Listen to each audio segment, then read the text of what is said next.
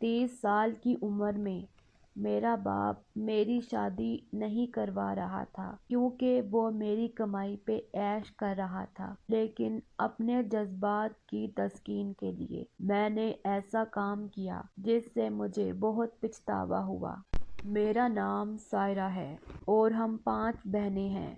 ہمارا کوئی بھائی نہ تھا اور ہمارا باپ ہم بہنوں کو بوجھ سمجھتا اور ہماری ماں کو طعنے دیتا۔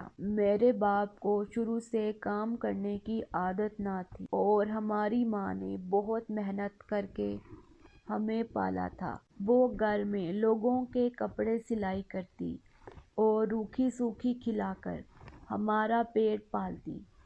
ہمارے باپ کو کبھی اس بات کی فکر نہ ہوئی گھر میں کھانے کو کچھ ہے یا نہیں۔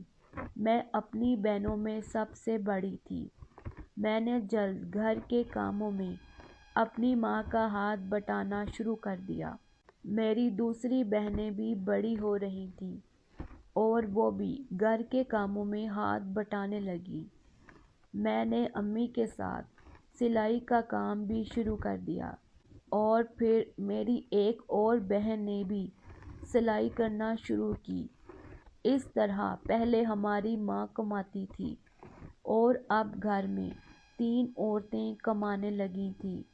ہمارے حالات بہتر ہو رہے تھے۔ اب ہمارے باپ کا رویہ بھی ہمارے ساتھ اچھا ہونے لگا کیونکہ ہم پیسے جو کماتی تھیں اس کو ہماری کمائی کا لالچ لگ گیا۔ اس نے ہماری شادی نہ ہونے دی۔ اس طرح میری عمر 30 سال ہو گئی۔ یہ کوئی نہ سمجھ سکا کہ صرف مرد ہی نہیں، عورت میں بھی جذبات ہوتے ہیں۔ میں نے خود پہ قابو کرنے کی بہت کوشش کی لیکن میں اب قابو نہ کر سکتی تھی۔ ہمارے پڑوس میں ایک آدمی رہتا تھا جو پہلے بھی کئی بار مجھے خط لکھتا رہا لیکن میں نے توجہ نہ دی۔ اب میں نے اس سے بات شروع کی اور رات میں جب سب سو جاتے تو میں چھپ کر اس سے چھت پہ ملنے لگی۔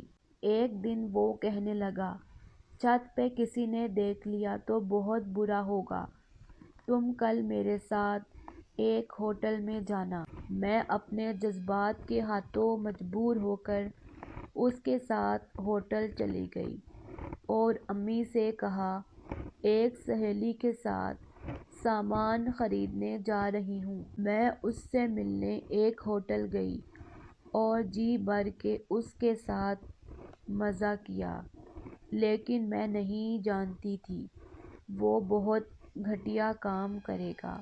اس نے وہاں کیمرہ لگایا ہوا تھا جس میں اس نے میری غلط ویڈیو بنا لی اور کہنے لگا، جب بھی ملنے بلاؤں تمہیں آنا ہوگا ورنہ یہ ویڈیو تمہارے باپ اور سارے محلے کو دکھا دوں گا۔